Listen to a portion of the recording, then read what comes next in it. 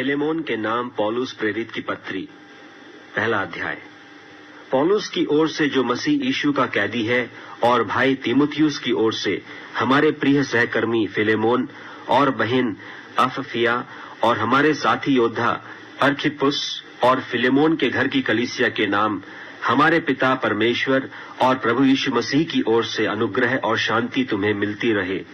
मैं तेरे उस प्रेम और विश्वास की चर्चा सुनकर जो सब पवित्र लोगों के साथ और प्रभु यीशु पर है, सदा परमेश्वर का धन्यवाद करता हूं और अपनी प्रार्थनाओं में भी तुझे स्मरण करता हूं कि तेरा विश्वास में सहभागी होना तुम्हारी सारी भलाई की पहचान में मसीह के लिए प्रभावशाली हो।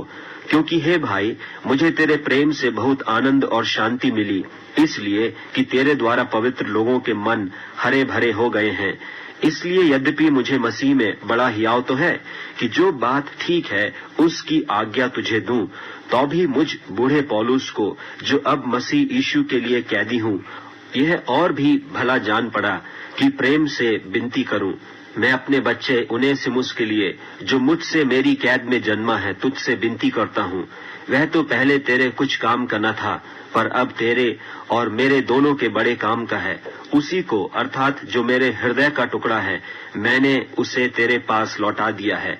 उसे मैं अपने ही पास रखना चाहता था कि तेरी ओर से इस कैद में जो सुसमाचार के कारण है मेरी सेवा करे, पर मैंने तेरी इच्छा बिना कुछ भी करना न चाहा कि तेरी यह कृपा दबाव से नहीं पर आनंद से हो। क्योंकि क्या जाने, वह तुझसे कुछ दिन तक के लिए इसी कारण अलग हुआ कि सदैव तेरे निकट रहे। परंतु अब से दास की नाई नहीं, वरन दास से भी उत्तम, अर्थात भाई के समान रहे, जो शरीर में भी और विशेषकर प्रभु में भी मेरा प्रिय हो। सो यदि तू मुझे सहभागी समझता है तो उसे इस प्रकार ग्रहण कर जैसे मुझे, और यदि उसने तेरी कुछ हानि की है या उस पर तेरा कुछ आता है तो मेरे नाम पर लिख ले। मैं पौलुस अपने हाथ से लिखता हूं कि मैं आप भर दूंगा, और इसके कहने की कुछ आवश्यकता नहीं कि मेरा कर्ज जो तुझ पर है वह तू ही है। हे भाई, यह आनंद मुझे प्रभु में तेरी ओर से मिले, मसीह में मेरे जी को हरा भरा कर दे।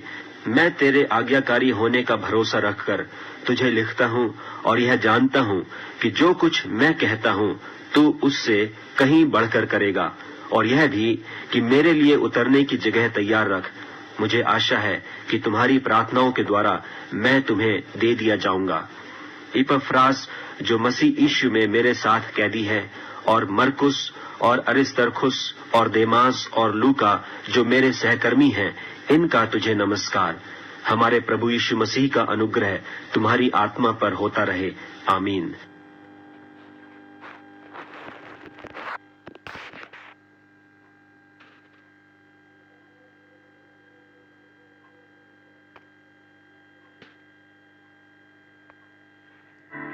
पठानकोट से लेकर मानसा तक, रूपनगर से लेकर फाजिल्का तक।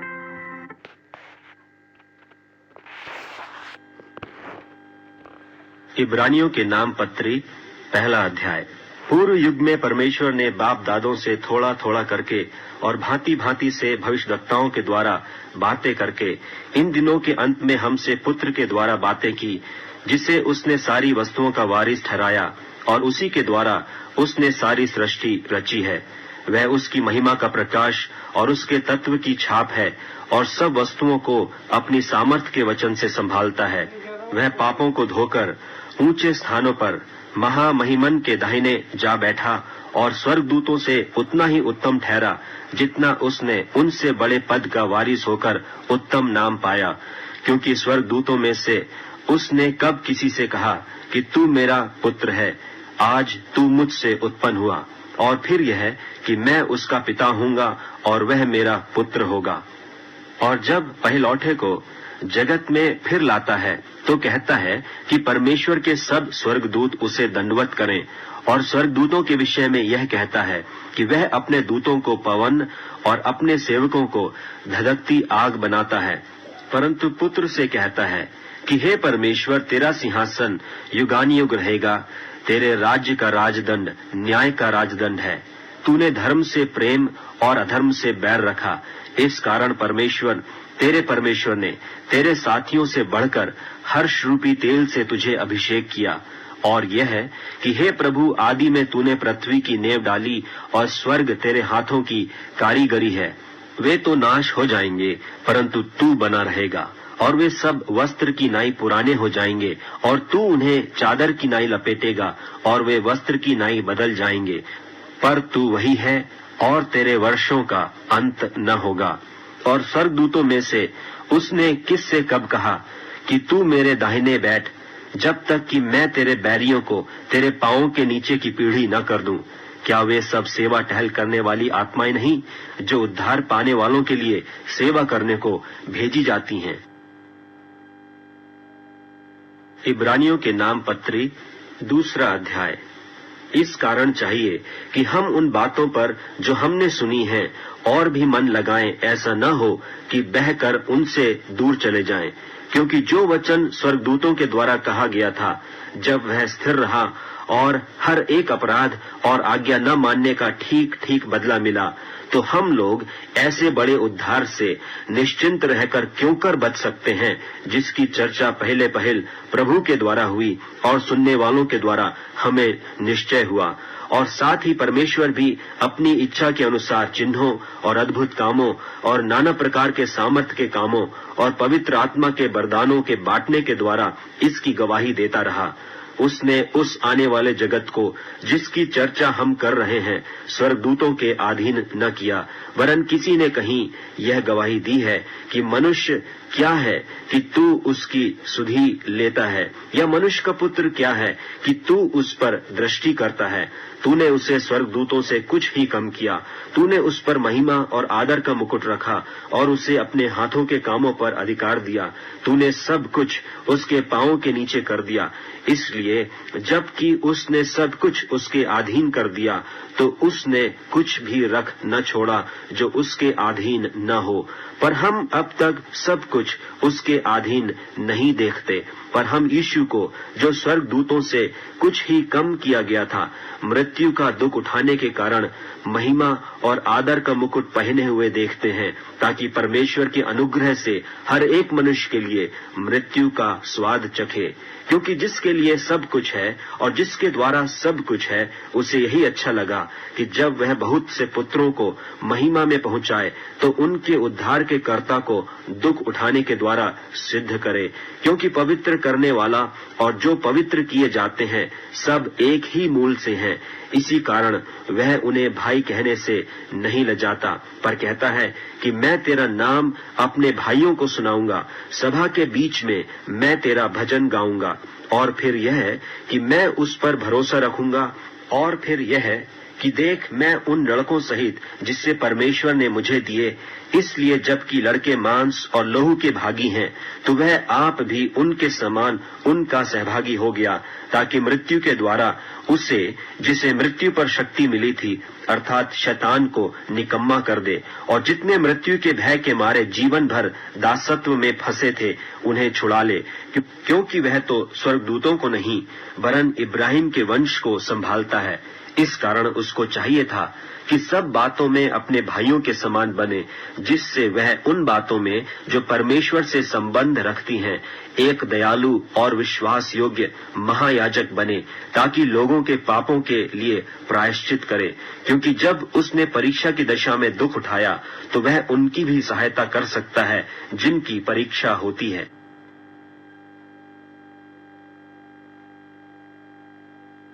इब्रानियों के नाम पत्री, 3 अध्याय।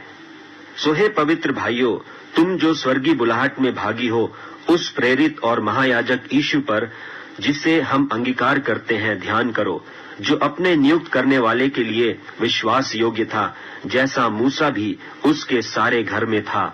क्योंकि वह मूसा से इतना बढ़कर महिमा के योग्य समझा गया है, जितना कि घर का बनाने वाला घर से बढ़कर आदर रखता है।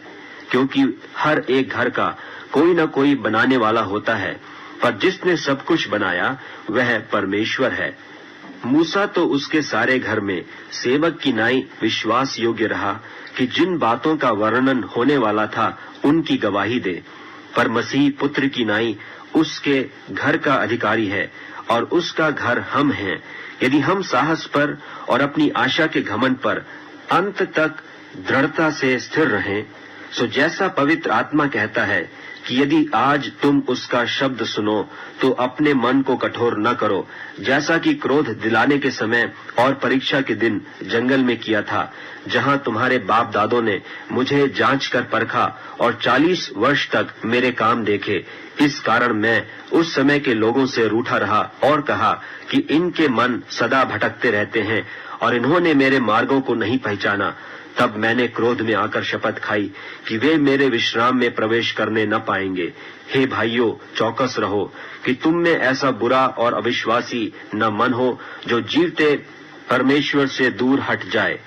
वरन जिस दिन तक आज का दिन कहा जाता है, हर दिन एक दूसरे को समझाते रहो, ऐसा न हो कि तुम में से कोई जन पाप के छल में आकर कठोर हो जाए, क्योंकि हम मसीह के भागी हुए हैं। यदि हम अपने प्रथम भरोसे पर अंत तक दृढ़ता से स्थिर रहें, जैसा कहा जाता है कि यदि आज तुम उसका शब्द सुनो तो अपने मनों को कठोर न करो, जैसा कि क्रोध दिलाने के समय किया था। भला किन लोगों ने सुनकर क्रोध दिलाया? क्या उन सब ने नहीं जो मूसा के द्वारा मिस्र से निकले थे? और वह 40 वर्ष तक किन लोगों से रूठा रहा? क्या उन्हीं से नहीं जिन्होंने पाप किया और उनकी लोथें जंगल में पड़ी रहीं? और उसने किन से शपथ खाई कि तुम मेरे विश्राम में प्रवेश करने न पाओगे? केवल उनसे जिन्होंने आज्ञा न मानी। सो हम देखते हैं कि वे अविश्वास के कारण प्रवेश न कर सके। इब्रानियों के नाम पत्री 4 अध्याय। इसलिए जबकि उसके विश्राम में प्रवेश करने की प्रतिज्ञा अब तक है, तो हमें डरना चाहिए, ऐसा न हो कि तुम में से कोई जन उससे रहित जान पड़े। क्योंकि हमें उन्हीं की नाई सुसमाचार सुनाया गया है, पर सुने हुए वचन से उन्हें कुछ लाभ न हुआ, क्योंकि सुनने वालों के मन में विश्वास के साथ नहीं बैठा। और हम जिन्होंने विश्वास किया है उस विश्राम में प्रवेश करते हैं, जैसा उसने कहा कि मैंने अपने क्रोध में शपथ खाई कि वे मेरे विश्राम में प्रवेश करने न पाएंगे, यद्यपि जगत की उत्पत्ति के समय से उसके काम हो चुके थे। क्योंकि 7वें दिन के विषय में उसने कहीं यूं कहा है कि परमेश्वर ने 7वें दिन अपने सब कामों को निपटा करके विश्राम किया, और इस जगह फिर कहता है कि वे मेरे विश्राम में प्रवेश न करने पाएंगे।